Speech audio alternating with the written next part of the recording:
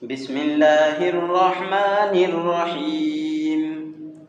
ويسألونك عن المحيض قل هو أذى فاعتزلوا النساء في المحيض ولا تقربوهن حتى يطهرن فإذا تطهرن فأتوهن من حيث أمركم الله إن الله يحب التوابين ويحب المتطهرين. نساؤكم حرث لكم فأتوا حرثكم أنا شئتم وقدموا لأنفسكم واتقوا الله واعلموا أنكم ملاقوه وبشر المؤمنين. ولا تجعلوا الله عرضة لأيمانكم أن تبروا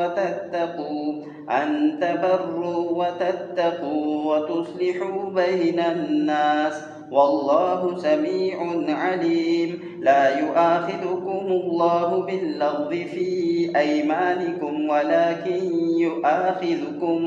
ولكن يؤاخذكم بما كسبت قلوبكم والله غفور حليم. للذين يؤلون من نسائهم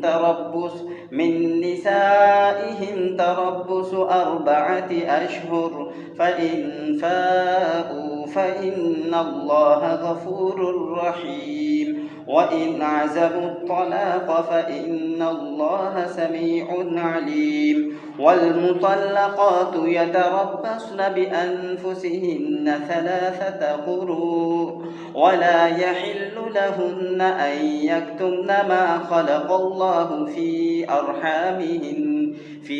أرحامهن إن كن يؤمن بالله واليوم الآخر وبعولتهن أحق بردهن في ذلك إن أرادوا إصلاحا ولهن مثل الذي عليهن بالمعروف وللرجال عليهن درجة والله عزيز حكيم. Suratul Baqarah, ruku number 28 complete.